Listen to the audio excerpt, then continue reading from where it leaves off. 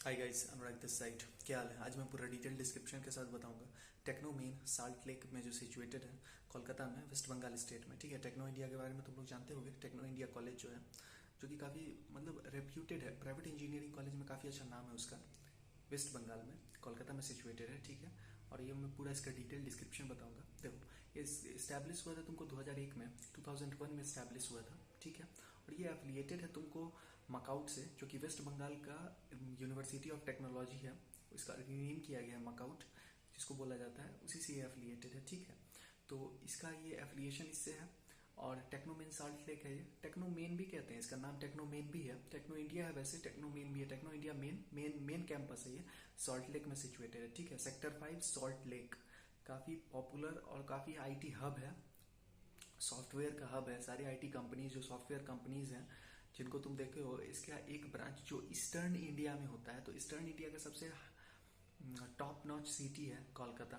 ठीक है, तो तुमको एक बहुत बड़ा एडवांटेज यहाँ मिलने वाला है कोलकाता में रहने से। एक बहुत बड़ा एडवांटेज ये है, जो टेक्नो इंडिया जो है वो काफी पॉपुलर भी है, ईस्टर्न इंडिया में काफी पॉपुलर है। ठीक है, ईस्टर्न इंडिया में काफी पॉपुलर है, तो तुमको एक बहुत बड़ा एडवांटेज होगा। प्लस देखो, तुम आईटी हब में होगे, सॉफ्टवेयर का हब है कोलकाता। वेस्ट बंगाल में कोलकाता जो है वो सॉफ्टवेयर हब है। जितने भी आईटी कंपनीज तुम नाम सुन रहे हो, उनका एक जो ब्रांच है, जो ब्रांच लोकेशन है, एक रीजनल ऑफिस है, वो ईस्टर्न इंडिया में कोलकाता में सिचुएटेड होता है। तो कोलकाता एक आईटी हब है, सॉफ्टवेयर हब है, तो तुमको इसका बहुत बड़ा एडवांटेज मिलने वाला है। ठीक है, देखो, अब इसमें बीटेक के जो डिग्रीज हैं, जैसे कंप्यूटर साइंस है, सीएस है, आईटी है, ईसी है, electrical, mechanical, civil, food production, ये सारी ब्रांचेस अवेलेबल हैं। CS in artificial intelligence, machine learning भी है। मैं सीट बाइफर्केशन भी बताऊंगा।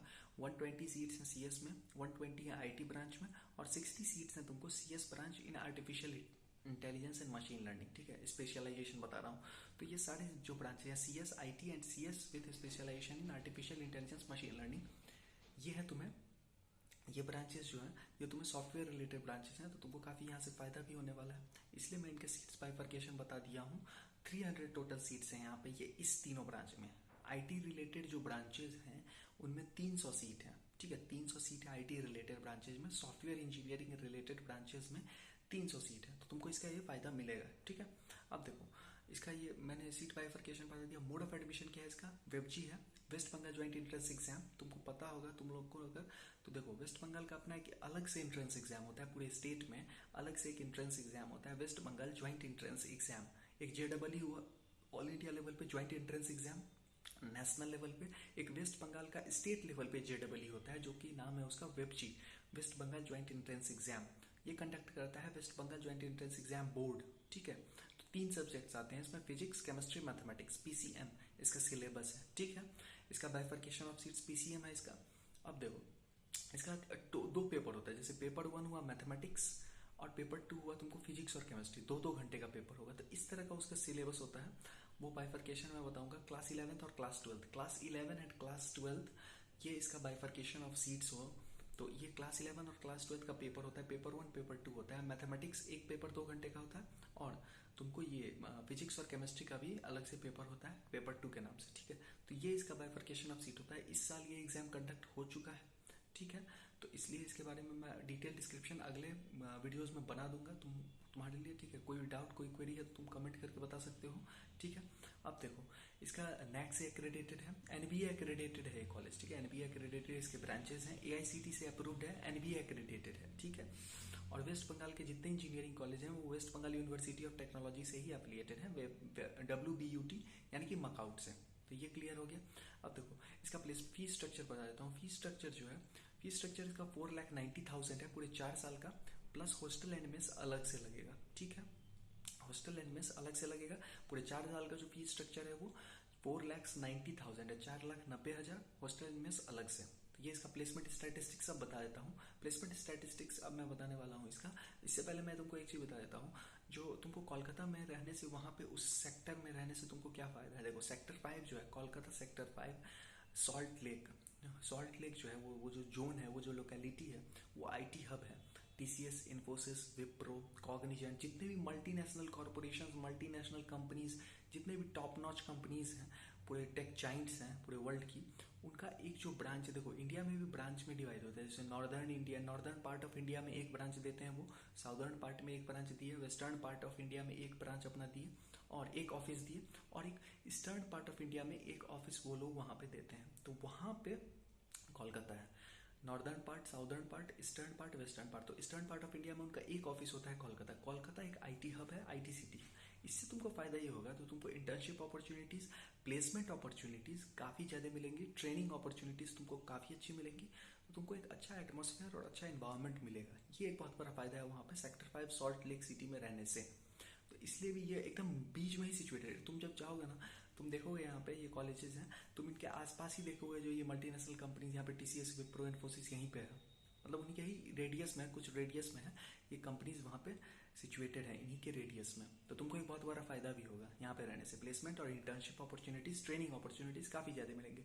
Eastern part of eastern India में कोलकाता एक आईटी हब है, तो उनका एक ऑफिस वहाँ होता है, ठीक है। तो ये एक फ़ायदा तुम्हें वहाँ मिलेगा, ठीक है।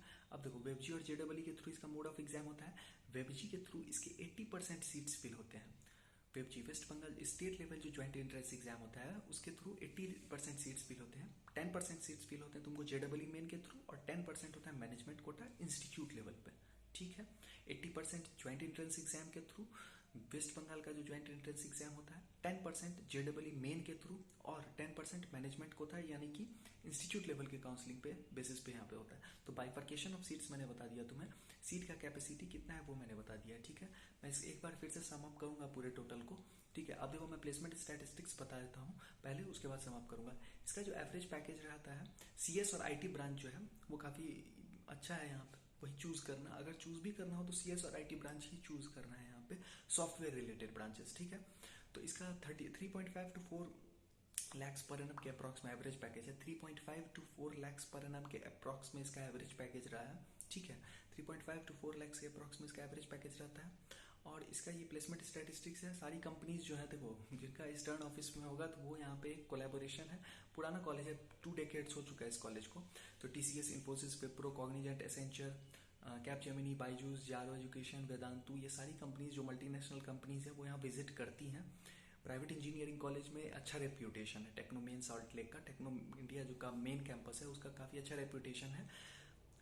ये रेपुटेशन तुमको फायदा करेगा, ठीक है। कोलकाता में सिचुएटेड है, मिडिल में ही सिचुएटेड है, सेक्टर 5 सॉल्ट लेक में ही सिचुएटेड है, तो तुमको एक अच्छा एक्सपोजर भी मिलेगा, ठीक है। तो वो एक अच्छा यहाँ तुम्हारे पास ऑप्शन हो सकता है। अब मैं पूरे को सम अप करता हूँ, ठीक है। देखो इसका फीस स्ट्रक्चर है 4,90,000 पूरे 4 साल का, प्लस हॉस्टल एंड मेस अलग से, ठीक है। एनबीए एक्रेडिटेड है इसके ब्रांचेस, सीएस एआईसीटी से अप्रूव्ड है, मकाउट से एफिलिएटेड है, West Bengal University of Technology जो है, ठीक है। अब देखो टेक्नो इंडिया मेन कैंपस है ये सॉल्ट लेक का, ठीक है। वेबजी और ज्वाइंट एंट्रेंस एग्जाम मेन के थ्रू लेता है, वेबजी स्टेट लेवल जेडबली और जेडबली मेन के थ्रू।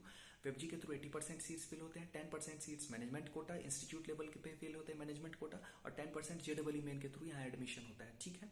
अब देखो 120 सीट है इसके सीएस ब्रांच में, आईटी ब्रांच में 120 सीट है, 60 सीट्स हैं यहाँ पे CS branch with specialization in artificial intelligence machine learning. ये इसका 60 सीट्स है। बाइफर्केशन ऑफ सीट्स मैंने बता दिया।